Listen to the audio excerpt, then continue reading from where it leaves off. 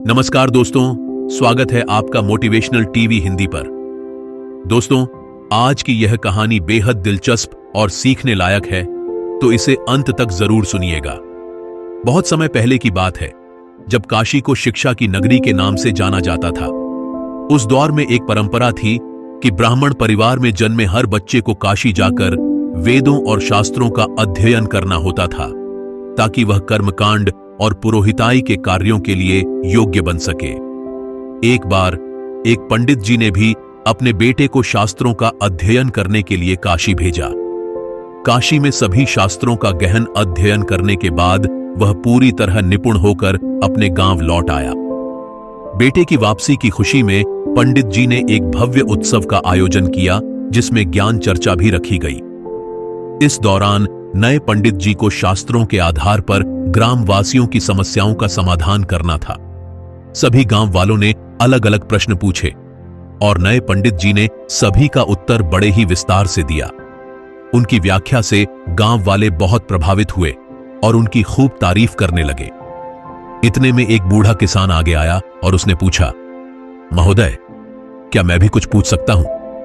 पंडित जी ने आत्मविश्वास से कहा, हां हां, क्यों नहीं, यह कार्यक्रम ही इसीलिए तो है। किसान ने पूछा, तो बताइए, पाप का गुरु कौन है? पंडित जी ने अपने ज्ञान पर जोर डाला, लेकिन इसका उत्तर नहीं मिला। उन्होंने सोचा, बहुत से गुरुओं के बारे में सुना है, पर यह पाप का गुरु किस खेत की मूली है, इसके बारे में कभी नहीं सुना। उन्हें लगा कि उनका ज्ञान अभी अधूरा है और वे तुरंत वापस काशी रवाना हो गए। काशी में जाकर उन्होंने अपने सभी गुरुओं से यह प्रश्न पूछा, लेकिन कहीं से भी जवाब नहीं मिला। हताश और निराश होकर इस बार पंडित जी अपने अंतिम गुरु के पास गए। गुरु ने कहा, वत्स, इसका उत्तर तुम्हें एक पापी ही दे सकता है। पंडित जी की आंखों में उम्मीद की चमक आ गई। उन्होंने तुरंत पूछा, ऐसा पापी कौन है और कहां मिलेगा? गुरु बोले, मैं तो किसी पापी को नहीं जानता, लेकिन एक वेश्या है जो तुम्हारे इस प्रश्न का उत्तर दे सकती है। पंडित जी बिना समय गंवाए वेश्या के घर की ओर रवाना हो गए। पंडित जी को आता देख वेश्या ने ताना कसते हुए कहा, ज्ञान के साधक, आज अज्ञान की सेवा में कैसे? पंडित जी ने स्वाभिमान पूर्वक कहा, हे देवी, मुझे आपसे केवल एक प्रश्न का उत्तर चाहिए और उसका उत्तर केवल आप ही दे सकती हैं, इसलिए आपके पास आना पड़ा। वेश्या मुस्कुराते हुए बोली, पूछिए महाशय, ऐसा कौन सा प्रश्न है जिसका जवाब केवल मैं ही दे सकती हूं? पंडित जी बोले, मैं जानना चाहता हूं कि पाप का गुरु कौन है। वेश्या ठहाका मारकर हंसी और फिर गंभीर होकर बोली, महोदय, इसके लिए आपको कुछ दिन यहां रहना पड़ेगा। पंडित जी पहले ही बहुत भटक चुके थे, इसलिए उन्होंने वहां रहना स्वीकार कर लिया, लेकिन बोले, हे देवी, मैं यहां रह तो लूंगा, लेकिन खाना पानी अपने हाथ से ही बनाऊंगा। वेश्या बोली, जी अवश्य। इस तरह 4 दिन बीत गए। पंडित जी रोज खाना बनाते और खुद ही खाते थे।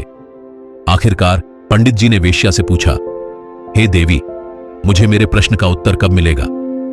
वेश्या बोली, थोड़ा धैर्य रखिए महोदय, बस एक दिन की बात और है। उसी दिन पंडित जी का खाने पीने का सामान भी खत्म हो गया। वेश्या का ठिकाना गांव से काफी दूर था। भीषण गर्मी और चिलचिलाती धूप देखकर पंडित जी ने सोचा, अभी बहुत गर्मी है, सूर्य ढल जाएगा तब शाम को बाजार जाकर सामान लाऊंगा, और भूखे पेट ही काम में लग गए। सुबह से भूखे पंडित जी अपनी पोथियों के पन्ने पलट रहे थे। तभी वेश्या आई और बोली, पंडित जी, आप अकेले खाना बनाते हैं, कितना परेशान हो जाते हैं। एक काम कीजिए, कल से नहा धोकर आपके लिए खाना मैं ही बना दिया करूंगी। इससे मुझे भी आपकी सेवा का कुछ पुण्य मिल जाएगा और भोजन के साथ दक्षिणा में आपको एक सोने की मुहर भी दूंगी।